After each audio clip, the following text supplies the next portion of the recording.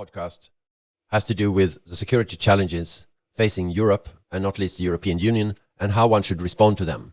In this context, of course, the issue of the Swedish presidency, the rotating presidency during the first half of 2023, is a topical question.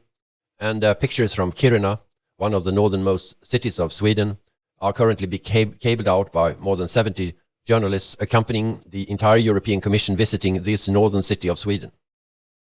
It's meeting the entire Swedish government up there, and it's trying to get a new idea not only of the challenges facing the Arctic, but also the enormous potential of relevance to when it comes to strategic metals, space exploration, etc. Just a few days ago, there was a major conference in Sälen, in mid-Sweden, in the mountains, a winter resort, where almost the entire Swedish security elite was gathered together with the NATO Secretary General, Sakur, and the Finnish Foreign Minister to discuss the security and defense challenges for Sweden. I listened not least to the Commissioner for Internal Security and Migration at this conference on the importance of how the EU should respond to security challenges. Commissioner Ylva Johansson has in the last couple of years developed from having been a mainstream Swedish social democratic politician with a focus on issues such as labor, into an enthusiastic proponent for a serious EU role in crisis response, internal security, and of course being a strong leader in terms of responding to the Ukraine crisis. She lamented in her intervention the initial lack of willingness of member states to entrust the EU with important responsibilities at the beginning of the pandemic. But things got better, and in the end, the EU was actually doing things in terms of procuring vaccines, etc., which could hardly be seen as typical EU competences in the framework of the Lisbon Treaty.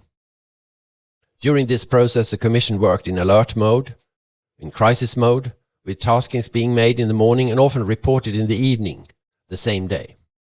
Enormous common resources were mobilized and important decisions were made in record time. In parallel, crisis awareness was enhanced, and the willingness to really act during crisis was multiplied, which came to be extremely important once the Ukraine crisis again was underway, after having been a serious preoccupation of the EU already almost 10 years ago. This time, through the unprovoked Russian massive aggression against this country and indirectly against Europe with massive migration flows, massive destruction, etc. What this means in terms of extending EU competences to the maximum is perhaps best illustrated through the evolution of the so-called African Peace Facility into the European Peace Facility. What initially was intended to be a way to support the African Union in its peacekeeping functions through training and non-military equipment has developed into a major budget line, off-budget line. Support to Ukraine has been delivered through the member states of actual military equipment already during 2022, amounting to more than 3 billion euros, and this is now being increased with another 2 billion euros. This illustrates the well-known notion that when in crisis, the European Council, with its heads of state and government, are often willing and able to do things which could not have been imagined before the crisis. For a long time, the United States and NATO were reluctant to endorse this capability. But, as was announced during the Sälen Conference, the EU-NATO is now enhancing its cooperative agreement, which is already, at this point, covers more than 70 different areas. And it is also a fact of a priority for the Swedish presidency. The EU is already now seen as a major catalyst for realizing also NATO priorities, particularly in a wider security context. Much of the competences in terms of security are dealt with under the leadership of the European Commission and its presidency, which already is a major development since the Lisbon Treaty, which foresaw a much bigger role for the Council, its permanent president, and for the High Representative, who has a hybrid position, being both Vice President of the Commission, but also responding to Council directives, and with a separate administration, the so-called External Action Service. But as could be seen during the recent French rotating presidency, it is possible also for a rotating presidency in this new setup to take initiative. And France did, supporting the creation of the so-called strategic compass, the most important external security strategy of the Union at the present time, something which Sweden now also has a role to follow up. It is therefore not unimportant that the Swedish Prime Minister at Sälen spoke about Sweden as a security contributor to the EU, and a core one, in fact, and spoke about the overall priority of Ukraine during the Swedish presidency. This constitutes a major challenge, given the fact that the government is newly established and only now is underway to organize its National Security Council, a new institution in a sense, in the Prime Minister's office, with a new National Security Advisor directly reporting to the Prime Minister. At the same time, a major reorganization of the Foreign Ministry has been made at the beginning of the year, putting together a number of the departments in the Ministry of relevance to Euro-Atlantic security under one head. But beyond this, it is notable that many other departments also are part of this coordination effort already inside the Foreign Ministry, not to mention all the other ministries in one way or another relating to the Ukraine effort. This includes, by the way, what is being done in terms of development policy. So the coordination that need to be undertaken both on the part of Sweden itself and inside Sweden and in Sweden as EU presidency are enormous. Thousands of meetings are going to be chaired by Sweden in the EU during the coming 6 months, and more than 100 meetings are going to take place in Sweden itself. In parallel, Sweden is managing several crises affecting our country and preparing for NATO accession, as well as moving ahead towards almost doubling the defense budget in the coming 3 years and re-establishing an almost non-existing civil defense. It is therefore not a surprise, at least not to me, when the Social Democratic columnist Anders Lindberg at the end of the conference, in one of the final comments, stated what was the obvious, namely that a major issue is not only money, it is indeed people. The question of personnel, how to train, how to procure, how to mobilize all the expertise and all the people that are necessary to do all this work in the short to medium to long term. Foreign Minister Billström, former Deputy Speaker of the Parliament, made a statement at the Security Conference in Sälen linking Swedish national interest with a united and strong EU. He promised to do everything possible to promote an active and united policy on the part of the EU to counter Russian aggression and support Ukraine as an attack on the European security order and the cooperation that has of conciliation and peace that has been developed between the peoples of Europe.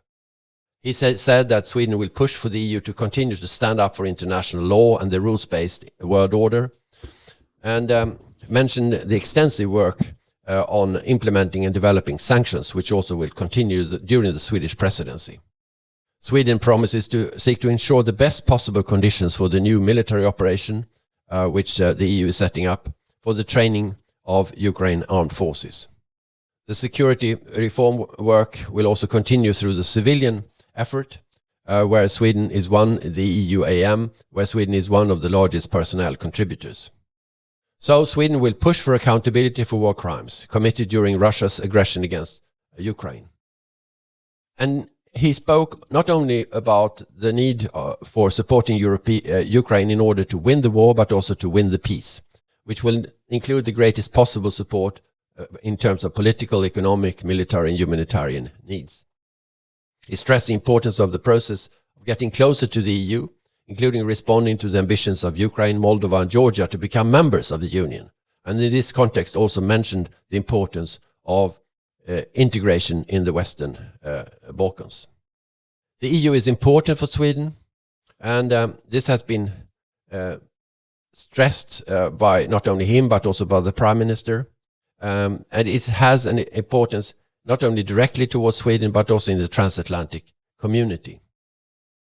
And this importance is enhanced through the broad, important toolbox of the EU. So he wants to help to strengthen the EU's role as a global security actor and push for the implementation of the goals of the strategic compass. He also mentions civilian crisis management. He mentions hybrid and cyber threats, cooperation with NATO, and the importance of technology, as illustrated during the Kiruna visit, the importance of strategic metals, semiconductors, etc. In terms of trade policy, he mentions the fact that, of course, you need an open and sustainable external trade policy, but you also have to avoid being naive. You have to managing flows to reduce vulnerabilities when it comes to supply chains, etc. All of this determination, cohesion and unity, this demonstrated at Sälen and on the international level during the Commissioner's visit to Kiruna, can of course not hide the fact that there will also be an important domestic discourse going on throughout the presidency and beyond on the competences that should be given to the European Union in the short to medium term on security.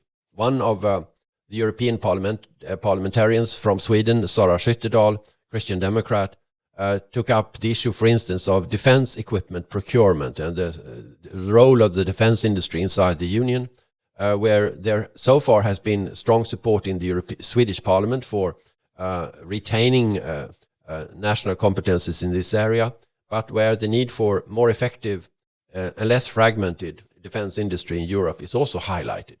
In Sweden, one of the issues when it comes to working together with other countries, which is mostly well known to the public, is of course the issue of future Swedish aircraft production in Sweden, and the fact that Sweden has its own main aircraft, whereas its neighboring states are procuring F-35 from the United States. But there is also, as I said, a European dimension to this, the question whether more effort should be made in order to give the EU competences to reduce fragmentation of defense industry efforts. So this podcast has been produced by me, Lars-Erik, as a member of the Royal Swedish Academy of War Sciences.